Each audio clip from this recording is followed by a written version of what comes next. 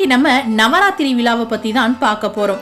நம்ம காலமாகவே நவராத்திரி விழாவை புரட்டாசி மாதத்துல தான் கொண்டாடிட்டு வர்றோம். ஆனா ஆண்டுக்கு இருமுறை நவராத்திரியை கொண்டாட வேண்டும்னு தேவி புராணம் கூறுகிறது.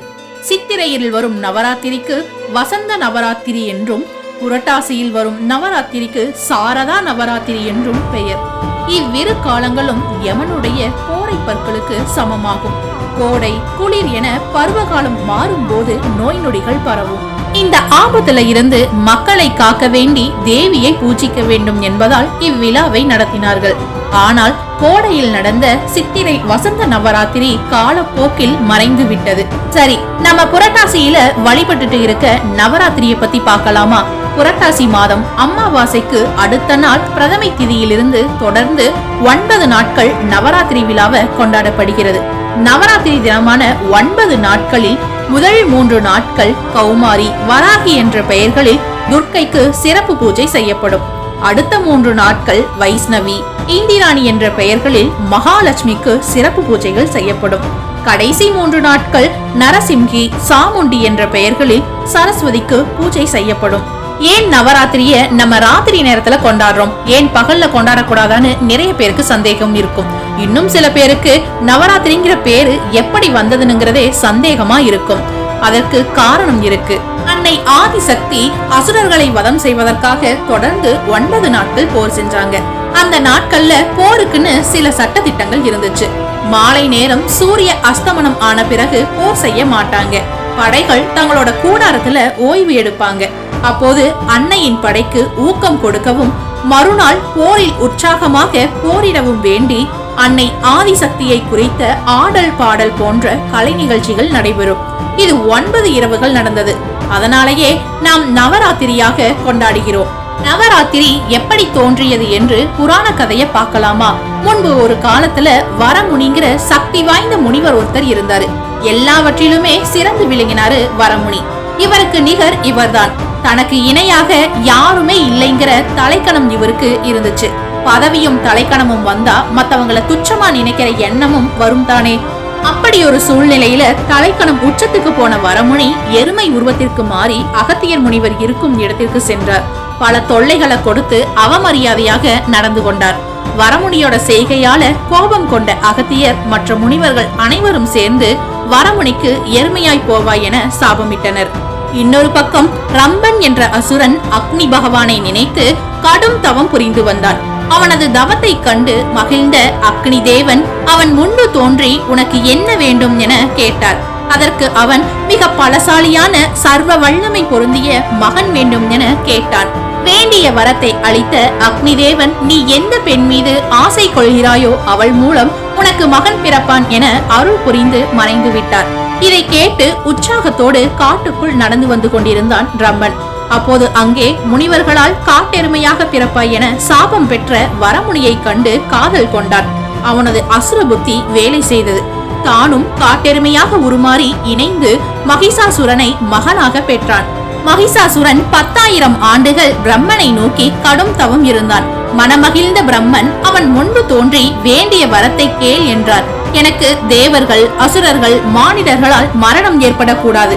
ஒரு கன்னி பெண்ணால் தான் தனக்கு மரணம் ஏற்பட வேண்டும் என்று வரம் கேட்டான். அவன் கேட்ட வரத்தை கொடுத்து மறைந்தார் பிரம்மன்.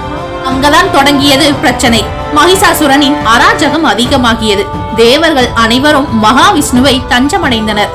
மகிஷாசுரனுக்கு மரணம் பெண்ணால் தான். அவனை சம்ஹாரம் செய்ய தகுந்தவர் மகாசக்தி மட்டும்தான் என்று கூறினார் மகாவிஷ்ணு.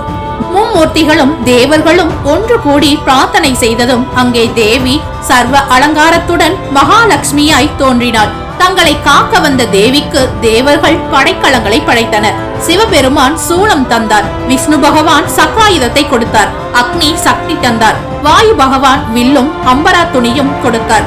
தேவி மகிஷாசுரனை சம்ஹாரம் செய்ய ஆவேசத்துடன் புறப்பட்டாள்.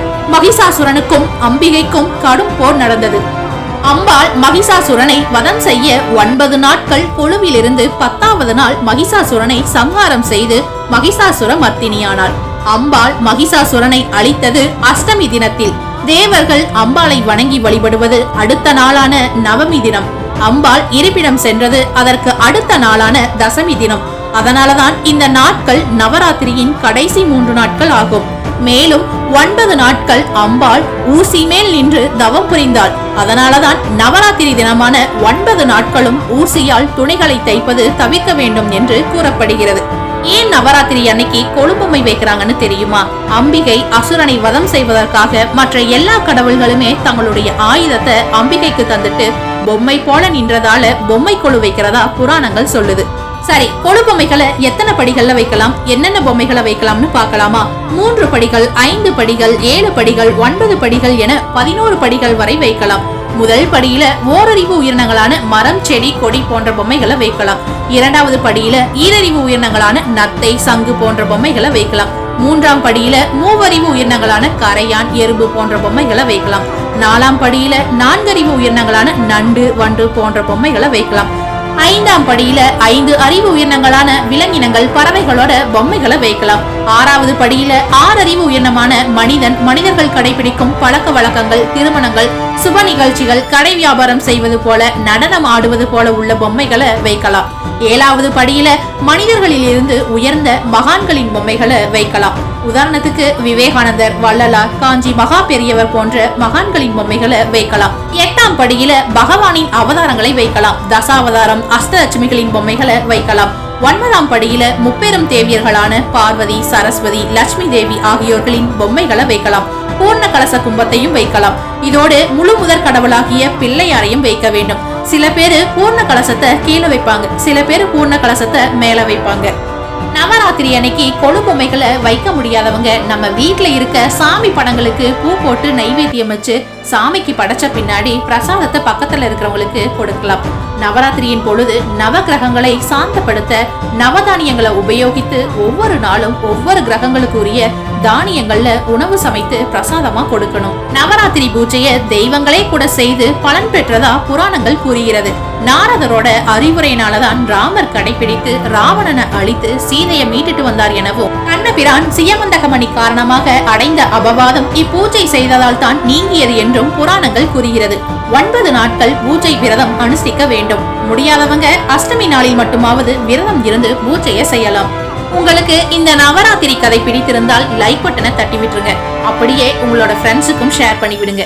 லைக் பண்ணிருங்க, கமெண்ட் பண்ணிருங்க, ஷேர் பண்ணிருங்க அண்ட் மறக்காம சப்ஸ்கிரைப் பண்ணிருங்க நம்ம அவளின் பயணம் சேனலை.